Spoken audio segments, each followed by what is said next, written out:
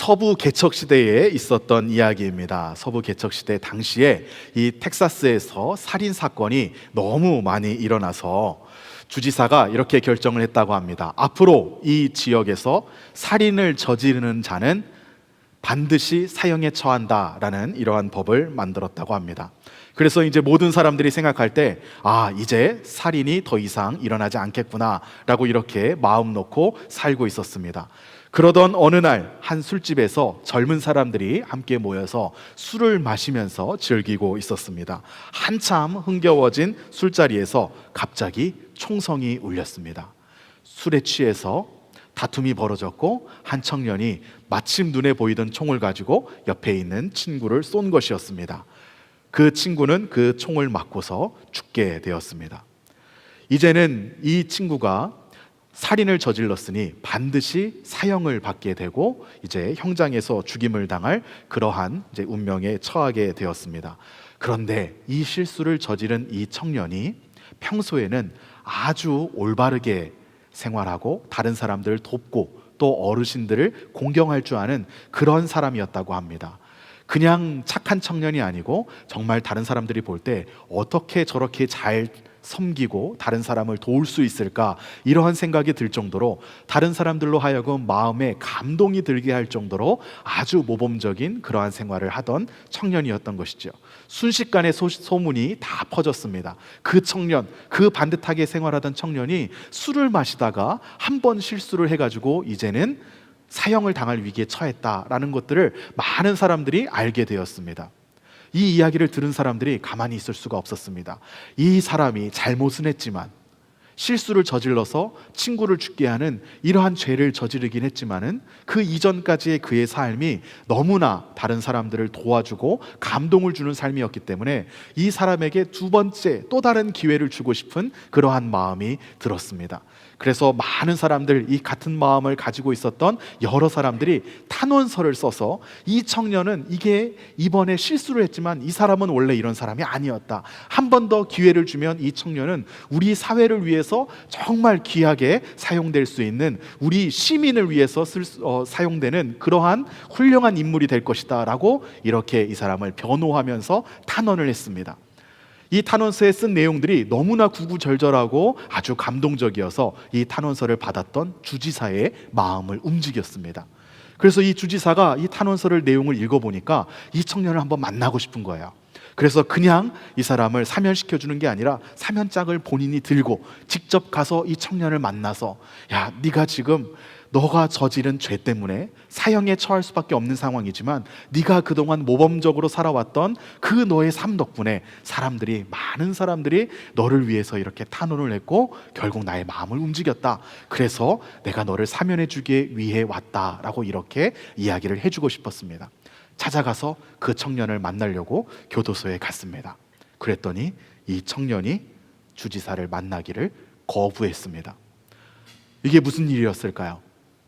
나중에 이렇게 다른 교도관들에게 알아보니 이 청년이 그동안 열심히 모범적으로 훌륭한 인생을 잘 살아왔는데 술김에 자기가 한번 저지른 그 실수 때문에 나는 이제 죽을 수밖에 없다, 나는 이제 사형에 처할 것이다 라는 이것을 분명하게 그렇게 생각하고 있었기 때문에 모든 것을 다 놓아버린 것이었습니다.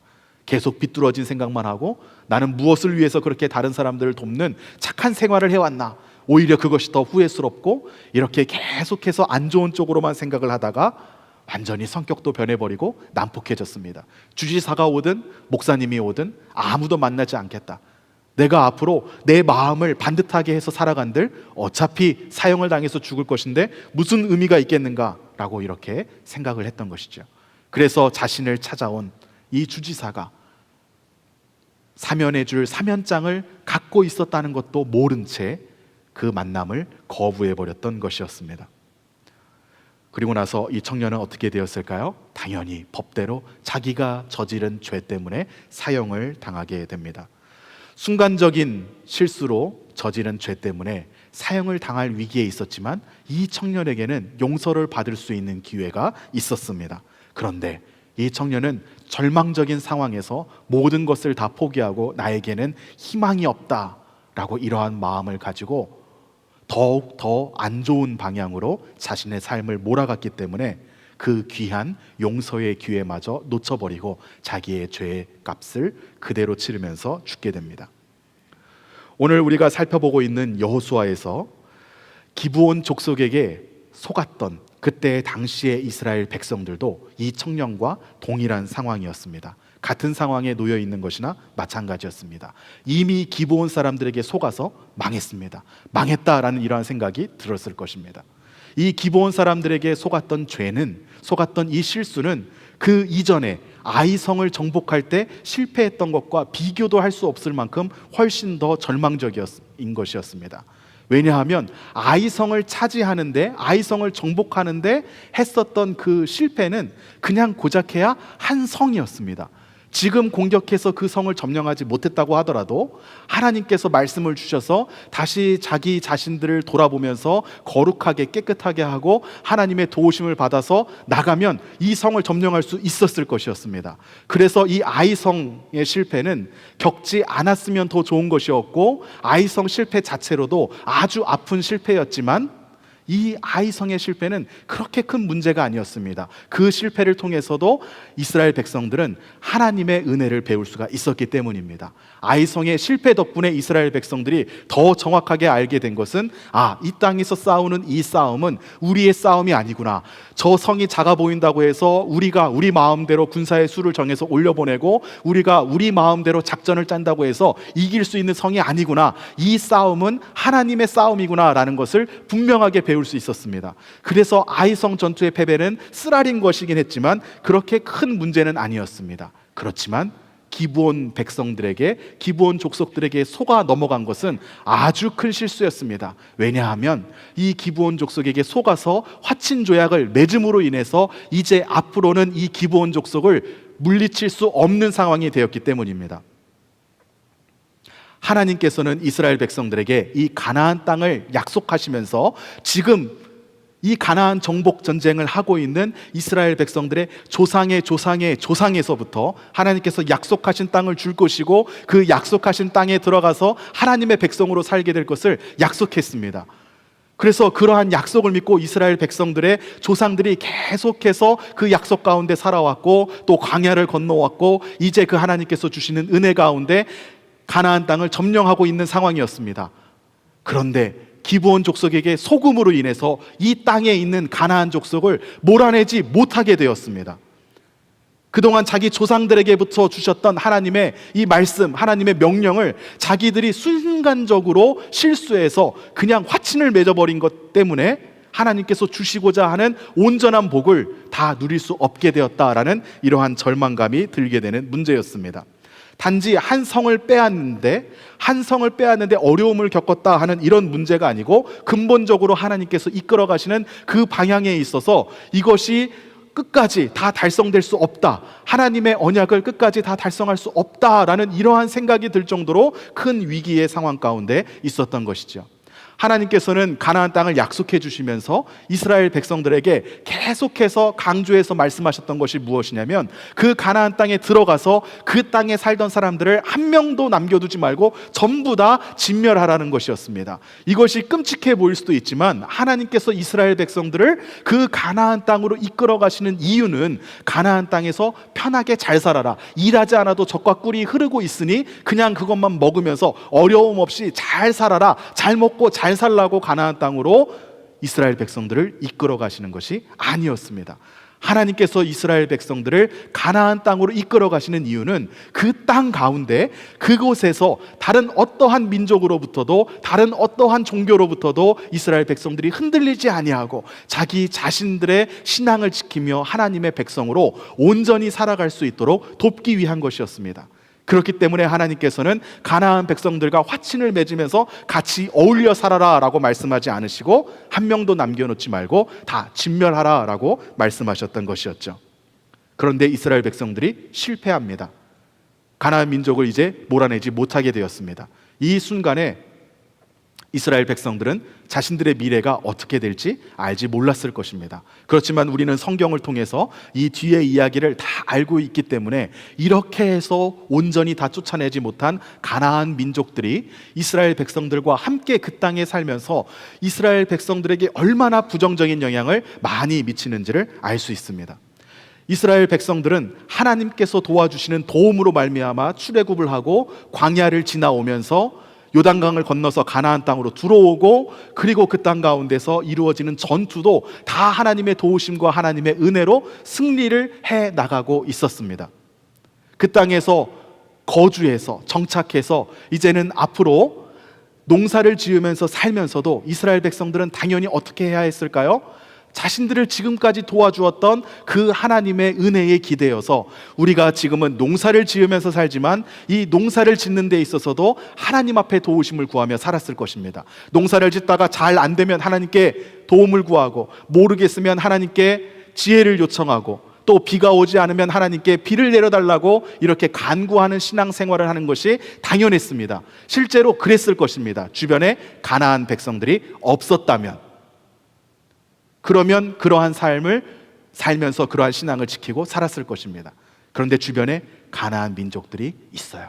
이 사람들은 이 땅에서 우리보다 더 오래 살았던 사람들입니다. 우리가 농사를 짓다가 잘 안 되면 이 사람들이 비웃습니다. 야, 여호와 하나님은 전쟁에 능한 하나님이야. 그건 내가 알겠다.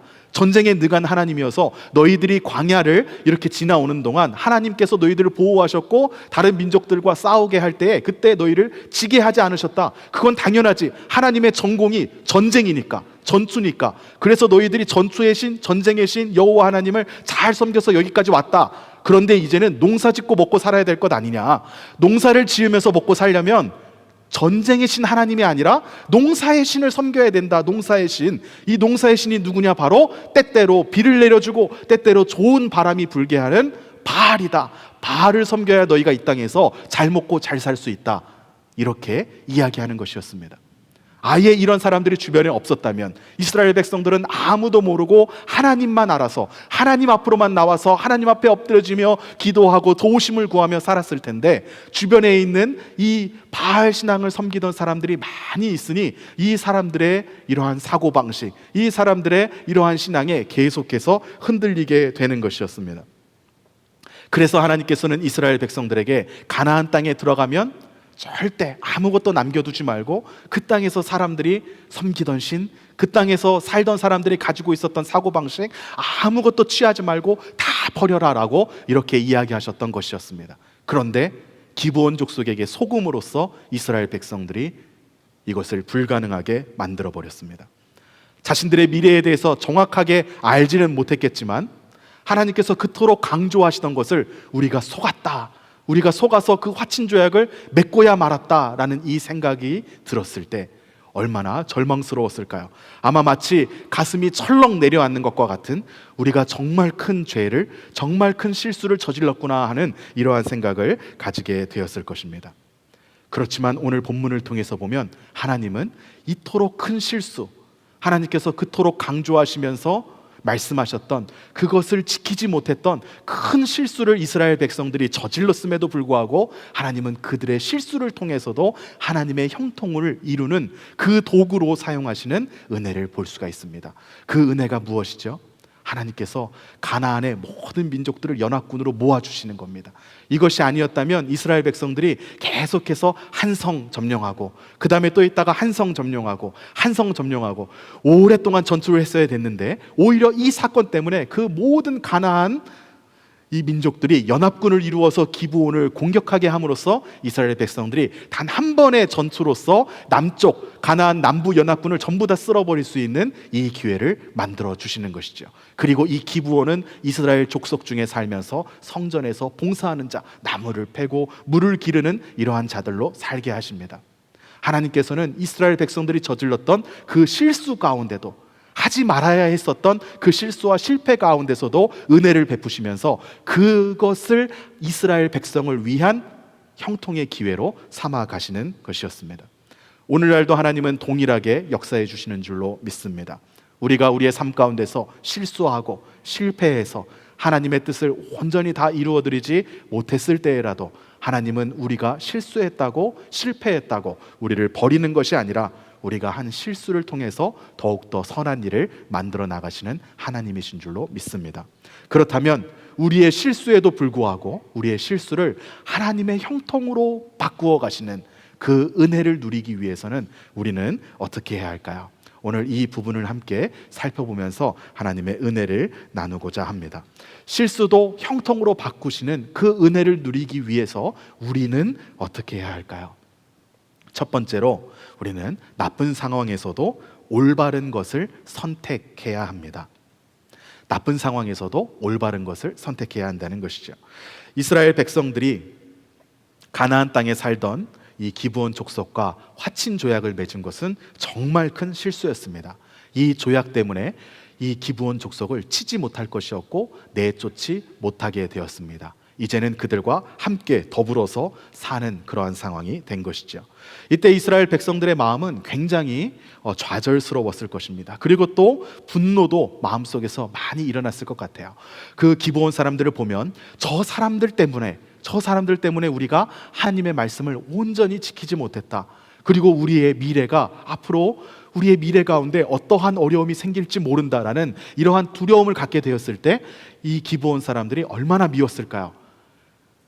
정말 지금 생각해 보면 아마 이스라엘 백성들 가운데는 이거 무효야, 무효. 이거 속아서 결정한 거니까 이건 무효고 그냥 저 민족들 우리가 가서 다시 쳐서 정복하자, 이러한 마음이 들었을 수도 있을 것입니다. 그런데 또 이거 무효야 라고 하고 싶은 마음이 있지만 또 그렇게 못하겠는 거예요. 하나님 앞에서 화친을 했고 하나님은 언약을 중요하게 여기시는 분인 것을 너무나 잘 알고 있었기 때문이었습니다. 그래서 마음 같아서는 이것을 깨버리고 싶지만 깨지도 못하는 것, 자기들이 속아서 맺은 언약이었지만 언약이었고 본인들도 동의한 것이었기 때문에 그대로 해야만 되는 이런 상황 가운데서 얼마나 답답하고 화가 났을까요? 그런데 그때 아주 좋은 소식이 들립니다. 기브온 족속들이 이스라엘 백성들과 함께 화친 조약을 맺었다라는 이 소식을 듣고서 가나안 남부 지역에 있었던 많은 이 민족들과 많은 성들이 다 함께 연합해가지고 기브온 족속을 공격하는 겁니다.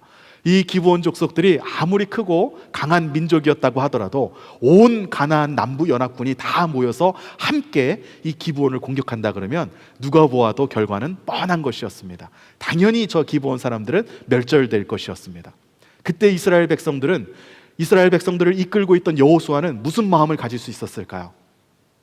아, 하나님께서 이렇게 역사하시나 보다. 우리는 저 기브온 사람들에게 속아서 화친을 맺었지만은 하나님께서 저 가나안 사람들의 손을 통해서 기브온 족속을 멸절시키시려나 보다. 얼마나 좋은가. 우리가 기브온 족속을 쳐야 됐는데 화친 조약을 맺은 것 때문에 치지도 못했고 그냥 눈에 가시처럼 저렇게 남아있는데 우리가 손도 대지 않고 코를 풀 수 있는 이런 상황이 온 겁니다. 가나안 남부 연합군이 가서 이제 기브온을 멸절시키기만 하면 그 다음에는 이스라엘 백성들은 자신들이 전혀 실수하지 않았던 것처럼 그냥 한 민족 한 민족씩 그렇게 정복하면 되는 것이었습니다. 자신들을 공격해오는 이 가나안 남부 연합군을 보고서 기브온 족속이 이스라엘 민족들에게 도움을 청합니다. 참 어떻게 보면 뻔뻔하다는 생각이 듭니다. 자신들이 속여서 화친 조약을 맺어놓고서는 이제 도와달라고 하는 것이죠. 오늘 읽은 본문 10장 6절 말씀을 같이 함께 읽어보겠습니다. 시작. 기브온 사람들이 길갈 진영에 사람을 보내어 여호수아에게 전하되 당신의 종들 돕기를 더디게 하지 마시고 속히 우리에게 올라와 우리를 구하소서. 산지에 거주하는 아모리 사람의 왕들이 다 모여 우리를 치나이다 하매. 기브온 사람들에게는 미안한 말이지만 얼마나 좋은 소식입니까? 이스라엘 백성들이 속아서 화친을 맺었기 때문에 우리들은 스스로 치지를 못하지만 다른 사람들이 쳐서 멸절시켜준다고 하면 얼마나 좋은 상황입니까? 이스라엘 백성의 실수가 덮어질 것이었습니다. 그런 마음도 들었을 거예요. 하나님께서 이렇게 해서 우리의 실수를 덮어주시고 이렇게 해서 우리로 하여금 우리의 실수에도 불구하고 다시 하나님의 은혜를 누릴 수 있게 해주시나 보다. 그래서 이 기브온 사람들이 우리를 구하소서라고 이렇게 이야기를 하더라도 이스라엘 백성들이 전혀 거기에 대해서 신경 쓰지 않고 기뻐할 수 있었습니다. 그렇지만 하나님께서는 하나님의 백성들이 이처럼 치사한 방식, 졸렬한 방식, 눈 가리고 아웅하는 방식, 누가 보아도 무언가 옳지 않은 방식으로 하나님의 역사를 이루기를 원하지 않으십니다. 충분히 그렇게 할 수도 있었고, 이치적으로 따져보자면 그렇게 해도 이스라엘 백성들은 아무런 잘못이 없는 것이나 마찬가지였지만, 하나님은 하나님의 백성들이 그렇게 옳고 그름을 따져가면서 자기가 원하는 대로, 자기에게 유익한 대로 일을 만들어가기를 원하지 않으십니다. 우리가 하나님의 백성으로 이 세상에서 살아가다 보면 우리에게도 이런 마음이 들 때가 많이 있습니다. 이렇게 하면 나는 전혀 나쁜 사람이 되지 않고, 이렇게 해서 이렇게 되면 하나님의 은혜를 오히려 누릴 수 있겠네, 이런 마음이 들 때도 있습니다. 그렇지만 그런 마음에 속으면 안 됩니다. 절대 하나님은 그러한 방식으로 우리에게 은혜를 베풀어 주시지 않습니다. 하나님의 백성들이 해야 되는 선택은 어떠한 상황 가운데서도 하나님 앞에, 그리고 내가 그 상대방의 입장이 되었을 때도 떳떳한 방식으로 대해야 합니다. 내가 은혜를 누리기 위해서, 내가 무언가 유익을 누리기 위해서 다른 사람을 불편하게 하고 다른 사람에게 피해를 입히는 것은 하나님께서 기뻐하시는 방법이 아닙니다. 하나님의 백성들은 무엇보다도 하나님의 성품을 본받아서 정말 진실하시고 신실한 그 하나님의 성품대로, 그 성품을 따라서 우리의 삶 가운데 모든 것들을 선택하고 결정하고 나아가는 그러한 삶을 살아야 합니다.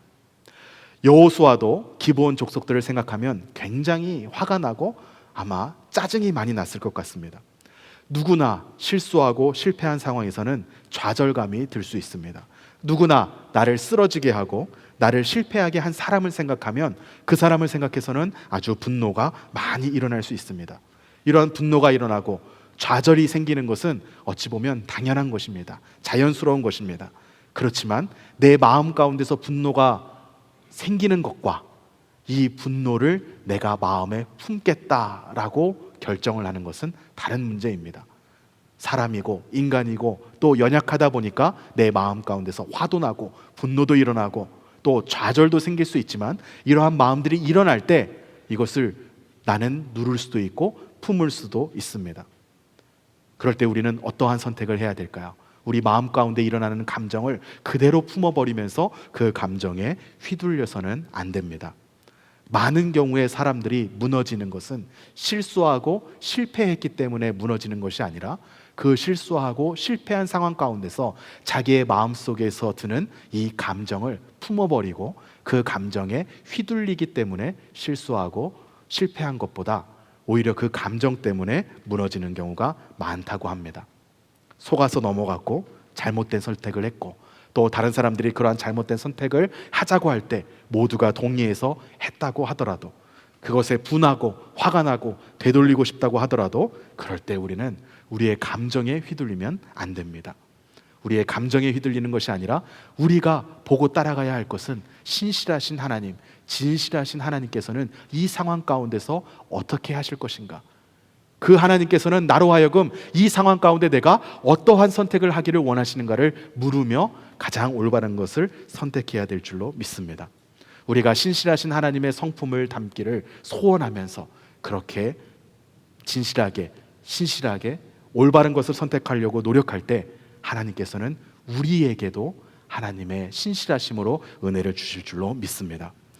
참 놀라운 것은요, 이 상황 가운데 지금 그 기브온 족속들이 이스라엘 백성들에게 우리를 도와달라라고 해가지고 도와주려고 하는 이 상황 가운데 이스라엘 백성들이 단 한 명도 원망하고 불평하지 않는다는 것이었습니다. 이스라엘 백성들의 전공이 무엇입니까? 무엇을 가장 잘하는 사람들입니까? 불평하고 불만스럽고 원망을 하는 것이 이 사람들의 전공이었습니다. 무슨 일만 있으면 다 원망하고 불평했습니다. 마찬가지로 기브온 족속들에게 속았다라는 것을 알았을 때 당연히 그들이 늘 하던 대로 족장들, 민족의 지도자들을 향해서 원망했다고 이야기합니다. 그런데 지금 그 기브온 족속들을 도와주러 올라가야 되는 이 상황이 어떻게 보면 더 화가 나는 상황이고 더 불평을 할 수 있을 것과 같은 상황인데, 단 한 명도 원망을 하지 않습니다. 이 상황에 제가 있었다 그러면 저는 그런 마음이 들었을 것 같아요. 기브온 족속들이 도와달라라고 했다면 저는 그 얘기를 들었을 때 참 우리를 속여서 화친을 맺더니 이제 자기들이 어려움을 당했다고 우리에게 와서 도와달라고 참 뻔뻔하다, 참 가지가지한다, 이런 생각이 들었을 것 같습니다. 그리고 그 원망스러운 마음, 민족의 지도자들을 향한 그 원망스러운 마음과 불평스러운 마음이 더 많이 올라왔을 것 같아요.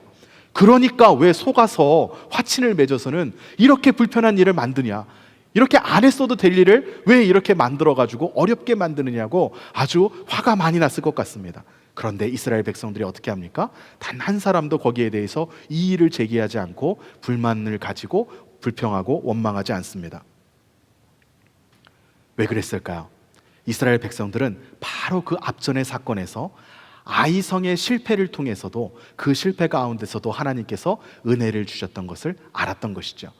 그래서 기브온 족속에게 속았다라는 것을 알게 되었을 때는 당황스럽고 겁이 나고 두렵고, 그래서 이러한 결정을 한 사람들을 원망할 수도 있었지만, 그러한 상황 가운데서도 본인들이 선택해야 될 것은 옳은 방식이다.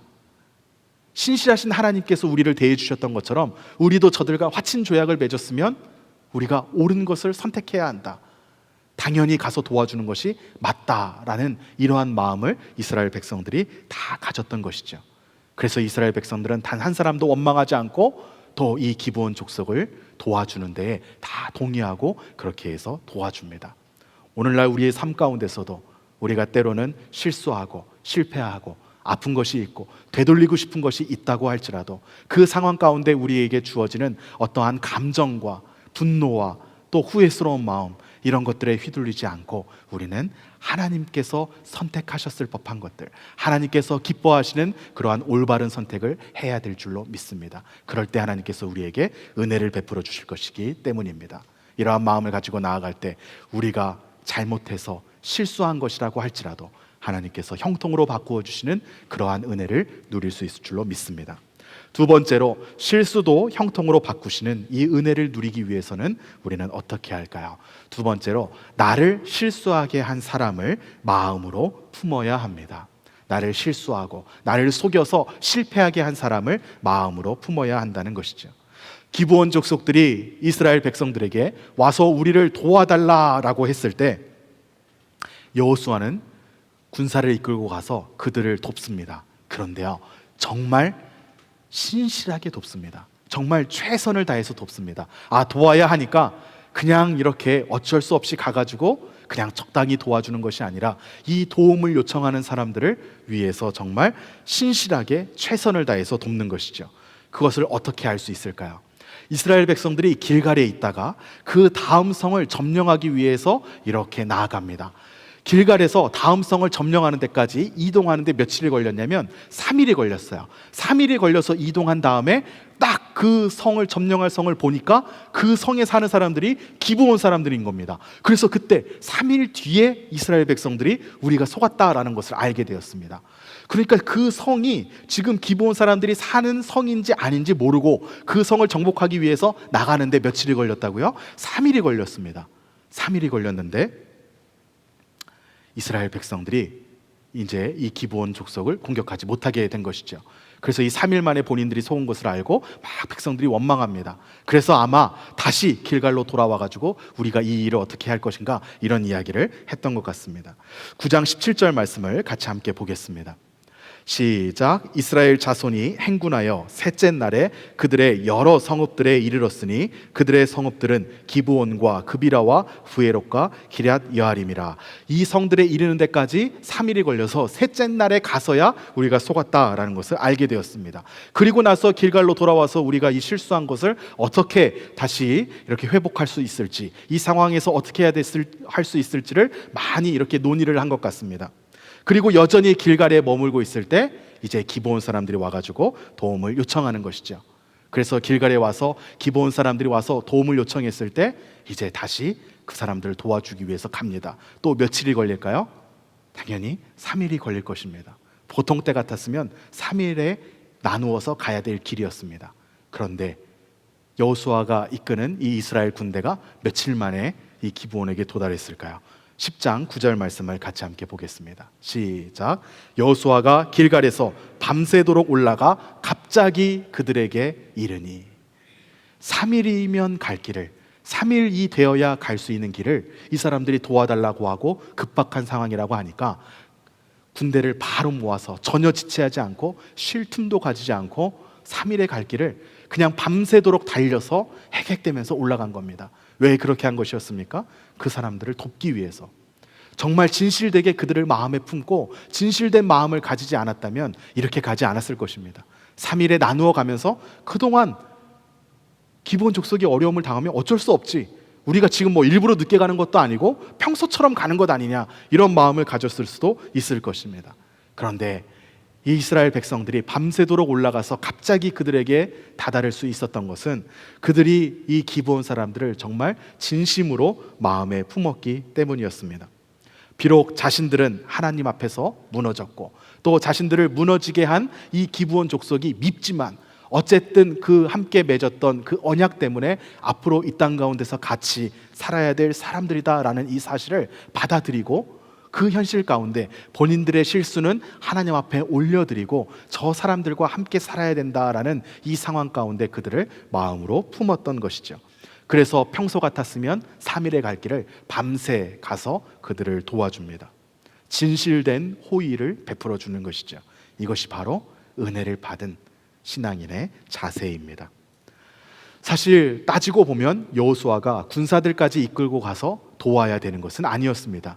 기브온 사람들과 맺은 조약은 화친 조약이었지 동맹 조약이 아니었기 때문입니다. 화친 조약은 우리가 서로 공격하지 않겠다라는 것이고, 동맹 조약은 너의 적이 우리의 적이다라는 것이죠. 그러니까 동맹 조약이 아니고 화친 조약이기 때문에 도와주지 않아도 되는 것이었습니다. 그렇지만 이스라엘 백성들이 그들을 이렇게 진심으로 최선을 다해서 도왔던 이유는 그들을 마음 가운데 온전히 품었기 때문입니다. 이렇게 그들을 마음에 온전히 품고 그들이 어려울 때 정말 진심을 다해서 최선을 다해서 도와주는 이러한 선택을 할 때 하나님께서 어떻게 하실까요? 야, 지금 이 일은 너희들이 실수해서 너희들이 나에게 묻지 않고 결정해서 속아 넘어가 가지고 겪는 일이니 이 일은 니들이 한번 겪어봐라. 이것은 너희들이 감당해야 되는 너희들의 죄의 결과다. 그러니까 묵묵히 감당하고 그 다음부터 내가 도와줄게 라고 하나님께서 이렇게 말씀하시지 않습니다. 그들을 마음에 품고 그들을 위해서 정말 최선을 다해서 싸우는 이 이스라엘 백성들에게 하나님께서 함께 해주시는 것이죠. 그러한 싸움이라고 하더라도 자신들의 실수 때문에 할 수밖에 없는 이 싸움에 휘말리게 되었다고 하더라도 하나님은 그 싸움을 하나님께서 싸워주시는 싸움으로 삼습니다. 하나님께서 어떻게 역사해 주실까요? 10장 11절 말씀을 같이 함께 읽어보겠습니다. 시작. 그들이 이스라엘 앞에서 도망하여 벳호론의 비탈에서 내려갈 때에 여호와께서 하늘에서 큰 우박덩이를 아세가에 이르기까지 내리심에 그들이 죽었으니 이스라엘 자손의 칼에 죽은 자보다 우박에 죽은 자가 더 많았더라. 이러한 역사를 하나님께서 이스라엘 백성들에게 일으켜 주신 것은 그들의 싸움 가운데 하나님이 싸워주신다라는 것을 보여주시기 위함이었습니다. 여호수아가 그들을 마음에 품고 그들을 위해서 최선을 다해서 싸우고 있을 때 그것을 하나님은 옳게 보셨습니다. 그래서 그들에게 은혜를 베풀어 주셨던 것이죠. 기브온 족속이 마음에 들지 않고 자신들이 실수를 하게 한 장본인이어서 밉고 다시는 보고 싶지 않고 그냥 그렇게 지내고 싶은 마음도 있었지만은 그들을 마음에 품어야 했던 것은 그들을 위해서가 아니라 이스라엘 자손들을 위해서였습니다. 그렇게 할 때 하나님께서 이스라엘 자손들과 동행하며 역사를 일으켜 주시기 때문입니다. 오늘날 우리도 동일한 선택을 할 때 하나님께서 우리 가운데 은혜를 베풀어 주실 것을 믿습니다.